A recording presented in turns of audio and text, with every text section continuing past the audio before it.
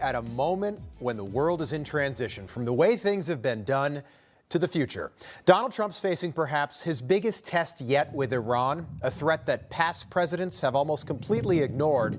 And now, according to the Pentagon, Iran was as close as they've ever been before to building a nuclear weapon. If that were to happen, the world would change overnight to a much darker, a much more dangerous world, really. But in the process of all the chaos, conflict can reveal someone's true character, and we are learning a lot about Donald Trump's true character. But we're also learning more about the legacy media, especially CNN. Take a listen to Clarissa Ward on CNN just moments after the strikes on Saturday. It's clear now that the 2 weeks was a ruse, and indeed many Israeli officials who we've been talking to, the more optimistic ones, had always thought that perhaps this was a ruse, this was smoke and mirrors to throw people off the scent and then go ahead and act militarily. But it definitely throws a real curveball to anybody who is involved in trying to work on the diplomatic component.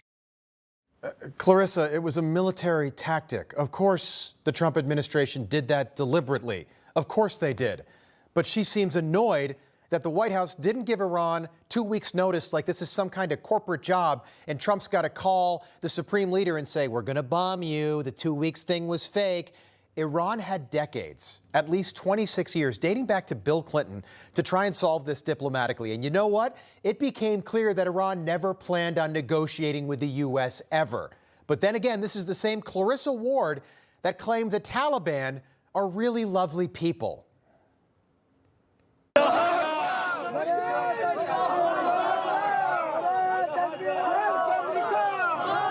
Chanting death to America, but they seem friendly at the same time. It's utterly bizarre. All right, so the media is going to bend over backwards to try and make Iran and the Taliban and illegal alien criminals not look bad. You know, these people, they're chanting death to America, but I've got to admit, I feel like they really like me and like America. They're just saying that because they don't understand English, we think, at CNN. Don't forget, this is CNN. When it comes to Donald Trump, though, the left will work overtime to try and make him look as bad as they possibly can. And they do this every day. Even when Donald Trump does what his predecessors failed to do, what does the media do? They start adopting talking points from Iranian state media. But based on a battle damage assessment that was carried out by U.S. Central Command, essentially looking at the images and looking at what was actually damaged, the Defense Intelligence Agency has assessed that the core components of Iran's nuclear program are largely intact, and that Iran's nuclear program has essentially only been set back by months. They fired 30,000-pound bombs into a mountain, and that reporter said the program is intact. How does that make any sense? If you watched Iranian state TV, literally, we have done this. They are saying essentially the same thing. But now Democrats in Washington are taking it a step further, elected Democrats, encouraging Iran and other bad actors to do everything they can to try and get nuclear weapons. Take a look. If you were Iranian leadership, the lesson learned is we better actually speed up and try to get nuclear weapons as quickly as possible. He's actually accomplished the opposite of what we're trying to do. Whose side are these people on? That was a U.S. senator right there, and that is what party before country looks like. But as global and domestic tensions continue to rise, the legacy media's true character is always revealed. The truth is not the objective. When I see CNN all night long, they're trying to say, well, maybe it wasn't really as demolished as we thought. It was demolished. You take a look at the pinpricks, and you see that place is gone. And I will say, I think CNN ought to apologize to the pilots of the B-2s. I think that MSDNC ought to apologize. I think these guys really, these networks and these cable networks are real losers. Not us. We're not. We tell the truth. We try to. That's the goal.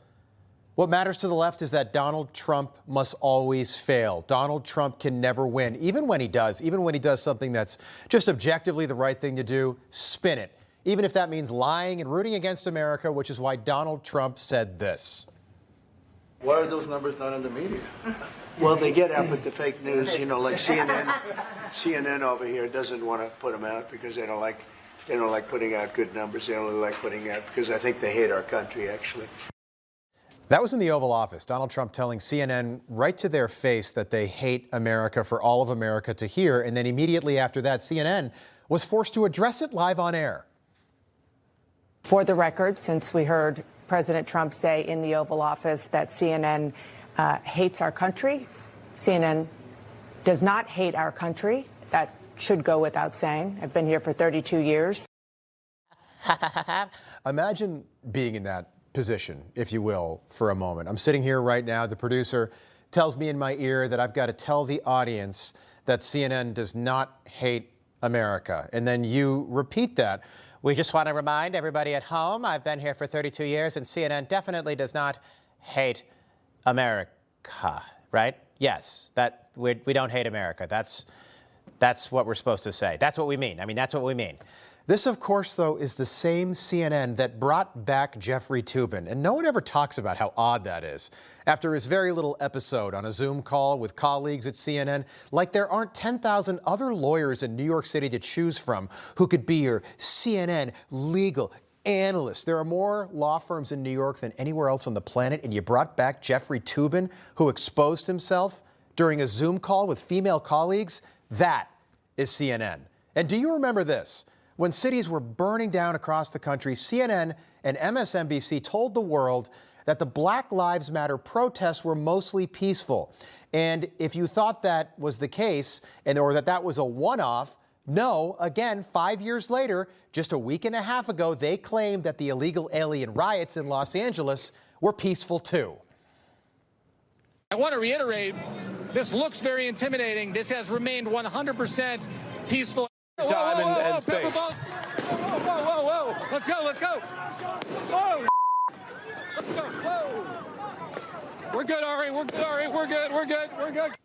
Ari, everything's fine. I'm just being chased. Gunfire, Ari, but it's peaceful gunfire. They're not aiming for me. They're aiming around you, like they used to do in the Wild West, you know, when the person stands there and it goes all around them, but it doesn't hit them. That's what it feels like now. Again, this is peaceful gunfire, peaceful explosions, fireworks, really, plus Mexican flags. This is peaceful looting. These are people just grabbing things that they need for their household, their hacienda, their homes. This is peaceful primary looting. Not looting, we call it protest peaceful looting. Again, these are people just throwing stones and rocks at police cars without regard for anybody standing there. This is all peaceful CNN, peaceful stuff. This is CNN. They hate Trump so profoundly that they will lie live on TV with video next to them that goes against everything they're saying, that riots are peaceful. And we saw it for days, weeks. And after the National Guard was called in, it was clear that the protests were not peaceful. They started saying that Donald Trump provoked riots that were already happening. We can't allow the policies of the federal government to goad us as a community and provoke us into something that we're not, because that may be what they're looking for to meet their rhetoric. Provoking them into something they're not. That's what we just heard there. Again, this is peaceful rock throwing at ice. That's just frightening right there. It's remarkable. So Trump turned illegal alien rioters into looters, according to CNN, and Trump made them steal Nikes and loot a Zara and loot a sushi restaurant in Los Angeles. This happened. They took the cash box. It doesn't matter what Donald Trump does. He could cure cancer. We've said this before, and the left would still call him evil and say it's not the right thing. In fact, Maryland Democrat Senator Chris Van Hollen didn't want to have margaritas with an MS-13 gang member in Venezuela. Trump made him do it, right? He made him get on the plane and do that, and he ordered salt on the rim of that margarita. Van Hollen loves skinny margaritas with criminals. What Democrat doesn't? And if you weren't watching MSNBC, you might have missed this. Donald Trump telling the truth about Kilmar Obrego Garcia. So what does MSNBC do? While he's telling the truth, they cut away immediately. In 2019, Garcia was issued a deportation order. Two separate judges affirmed Garcia was a member of MS-13, which is a gang that may be even worse. We've been watching President Donald Trump there swearing in the new administrator. I can't let Donald Trump say anything negative about Kilmar Abrego Baxia. Back to you in studio. The truth is, the legacy media's objective is not to tell the truth. They would rather see Donald Trump fail, even if it means watching America burn, even if it means siding with our enemies like Iran or Hamas or the Taliban and those mostly peaceful protesters, even if it hurts America. That's the modern day Democratic Party. So ask yourselves, who exactly are the Democrats representing today?